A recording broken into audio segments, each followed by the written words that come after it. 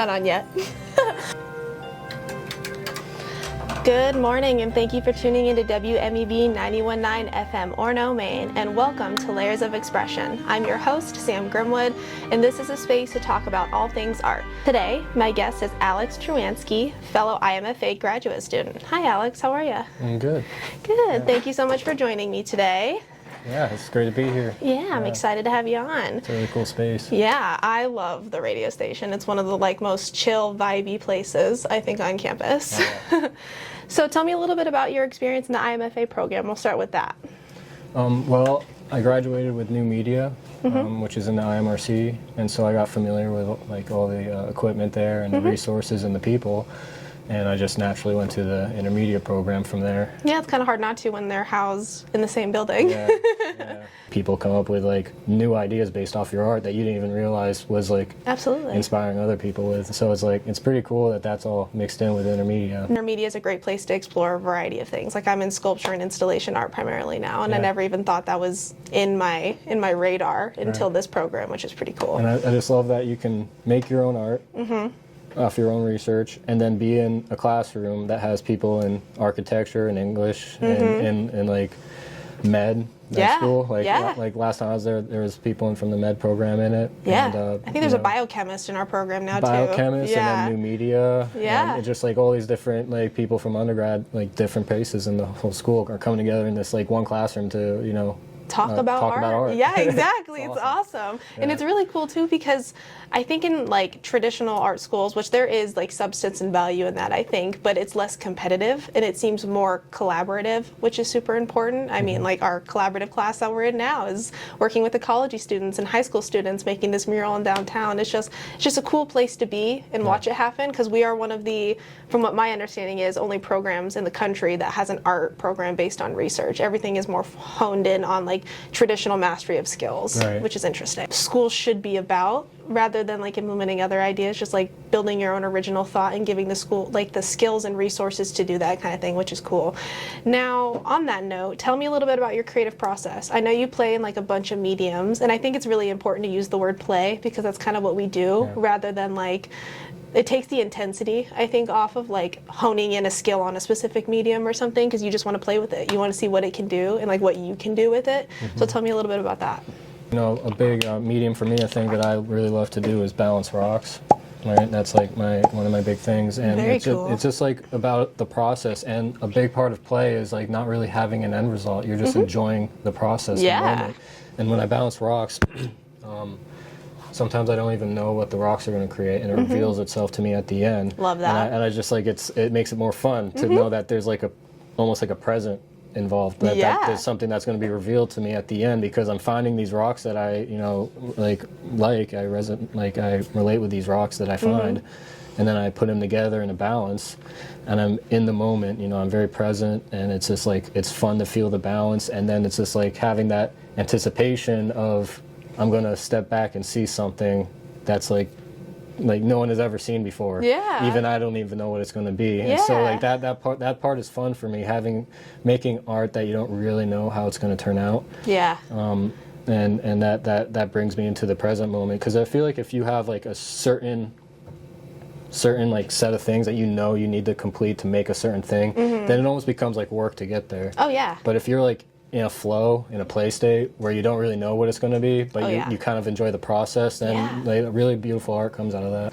If you already know what you're going to produce, there's not much learning happening or experimentation, so being able to exist in that moment is super important. So balancing rocks, that's really cool. Also, what's interesting about that too is because do you have a preferred place to seek out doing that? Do you doing it on the beach where you have an abundance of rocks, or do you I don't know, go deep into the forest to make it super meditative or something? Yeah, it's all meditative for me, and that's really what it started out as, is a meditative process. But I do it everywhere. Cool. I honestly have my own little rock collection. I'm very grateful to live in Maine. Yes, they're everywhere. Yeah, there's rocks everywhere. So I love doing it on the beach when it's a calm day. I like doing it in in the woods. I do it in a greenhouse. I've done it in my room. I've done it in the basement at the IMRC. I think I've seen some of the rocks from that or something.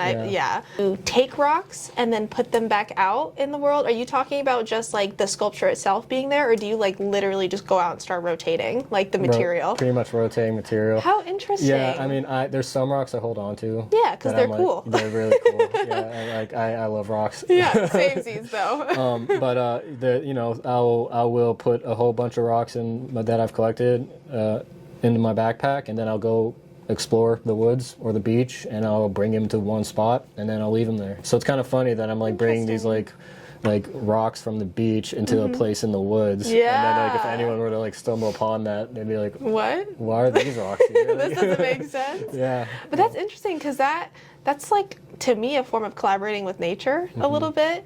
And I think that's another question that circulates in this program is, can you be collaborative with nature? Right. I think of like people who say they collaborate with nature. Like, I think of the work, I can't tell you who the artist is, who attached paintbrushes to like branches, and then as the wind blew, they created paintings, right? And like, I think that's a form of like much more controlled collaboration with nature, because it's just the wind as the like kind of variable element, whereas somebody like yourself who stacks rocks, you don't change the shape of the rocks, you just use the rocks in the state that they are and see how they can balance with each other. And they honestly reveal themselves in the balance. I don't know what they're going to create, so in a way I feel like I am interacting with something that has its own control in what's happening. It's almost using you more than you using it, I think, is kind of what it feels like. The thing with balance is really interesting. I mean, balance is my whole intermedia thing, right? Like, so I took the balance of rocks and I put it into my conceptual ideas for intermedia, which I'll get into. But the thing about balance is that it's a line of gravity, and you have to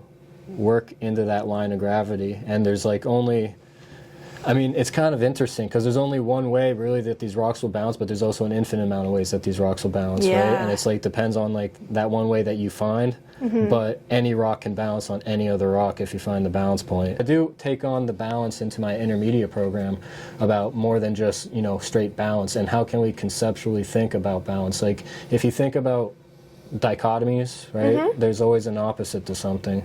There's up and down, there's dark and light, there's happy and sad, right? There's just, I feel like everything kind of needs an opposite. And there's matter and antimatter. Yeah. And that created the Big Bang, life, whatever, like there's always like this opposite. Tell me a little bit about maybe like your path in collaboration. Like, do you like to work with other artists, or do you like to preferably do kind of like your own thing?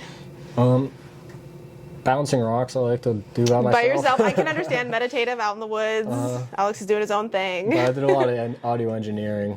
And if you're in the music, you got to collaborate. Yeah, from what I understand. I'm not in the music industry, but I have friends. I mean, I make music by myself too, but I've had so much fun, and I've learned so much by doing it with other people. And talk about a fun process. Yeah, tell me more about that. Well, I mean, you're vibing with people. Yeah. And you know your own vibe, but then you're with someone else, and then they have their own vibe, and then you make a song that's literally a mix, a fusion of your vibe. Just all the vibes. And then you're just like, whoa. And I love it. It's close to $1,000 just in sound design for my Ableton software. Wow. And Ableton itself, like getting Ableton's like a $600 program. I put a lot, like I invested in it because I was really into music, and I really want to be able to pass that along, But I have a kid on the way, and I just love to like see if he's into like learning music and stuff, and I just like have all these sounds that are fun to experiment with. Aww. And I think that's something like a kid would really enjoy. And being on a university campus, there's just an abundance of people to talk to and like figure out about. It sounds so general, but I don't think I've ever had this many conversations about art until I came to school, even though I was like existing in like the small pocket of artists in this area of Maine. It's like, I don't know, it's a different vibe, because like sometimes that just like single outside perspective can like break you from like that like cycle of thoughts you're having, because I get stuck in that all the time where it's like I need someone else to tell me, hey, think about it this way, and then I'm like, oh wait, yeah, that makes total sense, rather than just going in a circle in my own brain over and over and over again.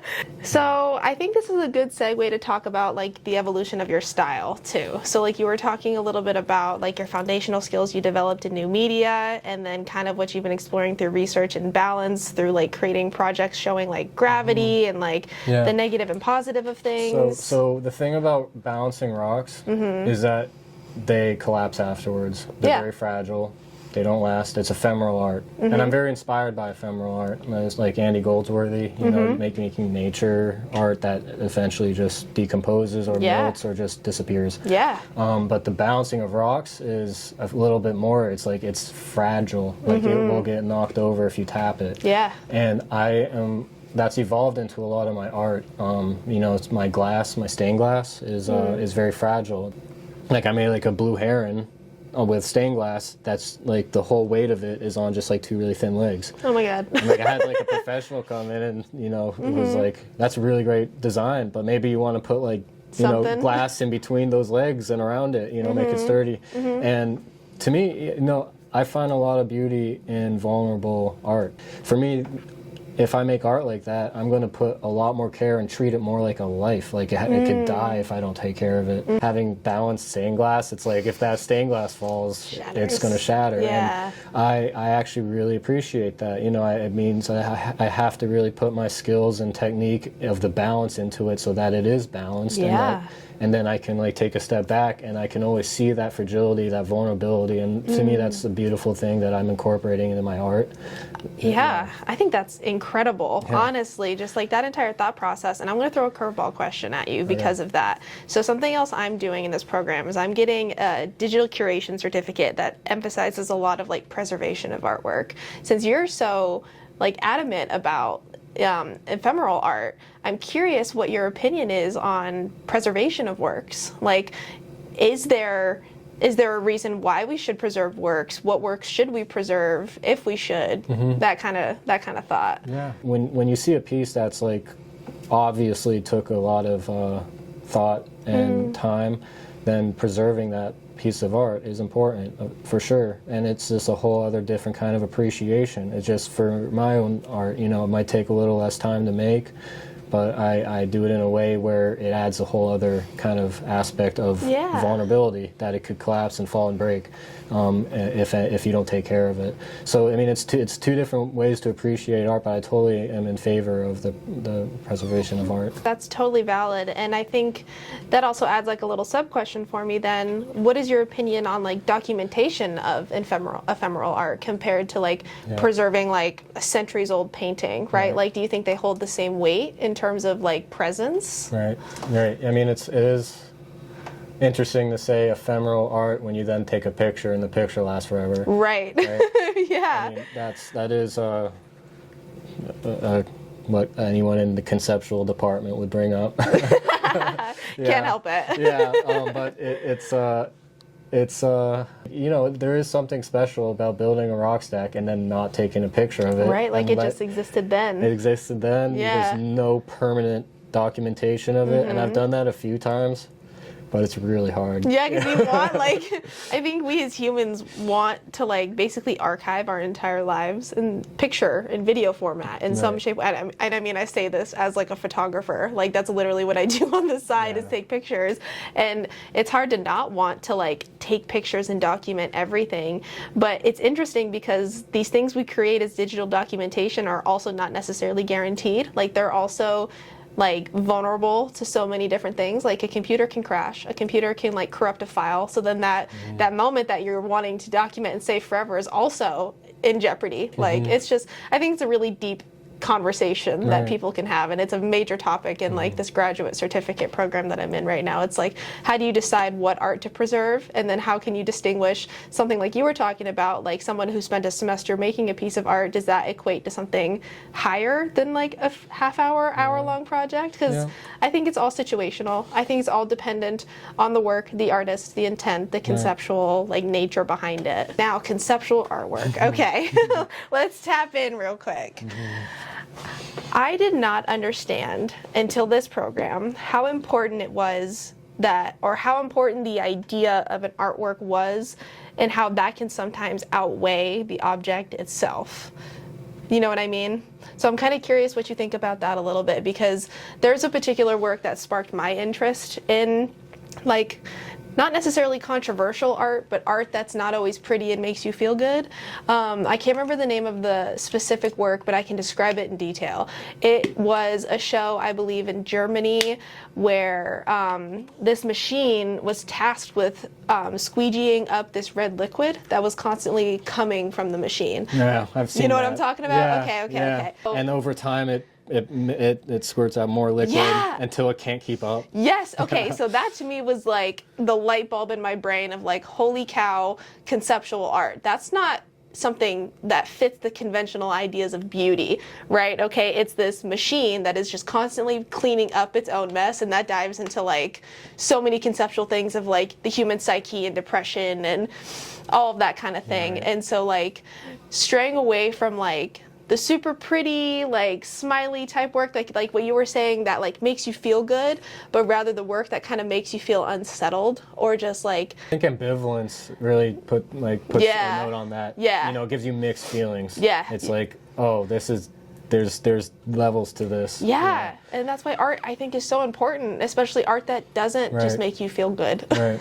Yeah. I mean, that's the great thing about intermedia, right? Is like you're putting research that could be very important, and I think art is super important in that sense, because art is a way that can make it aesthetic, or at least make someone think about it in a way that is visual and it's new or exciting. And I think art is a really great way to get research across. And Neri Oxman is a really important artist in that sense. She's like, she runs the Mediated Matter group at MIT. Okay. She researches how to take material like chitin, which is like from like shrimp shells and like crustacean shells, and which is like a whole bunch is produced every year. It's a super awesome material that can biodegrade over time, but it can replace a lot of plastics. And she's making art that's like in the permanent selection of like museums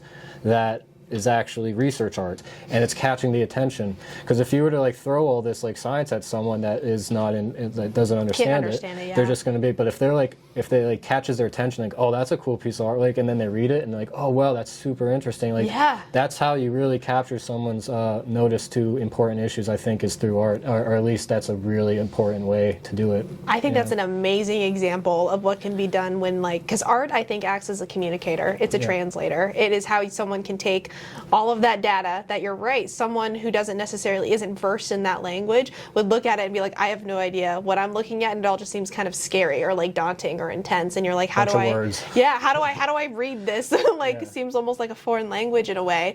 But then to translate it in like visually stimulating objects, I think is, in my opinion, one of the most important things that can happen out of art. It's just really cool to see how prominent intermedia is, but people are not necessarily labeling it as that, you know what I mean? Because like I wouldn't have labeled it that until I'm in an intermediate Master of Fine Arts program. I mean, it's hard to label research art, because in general, like, all art is research. 100%. Like you're researching the material in traditional art, so you can't just label it research art. Right.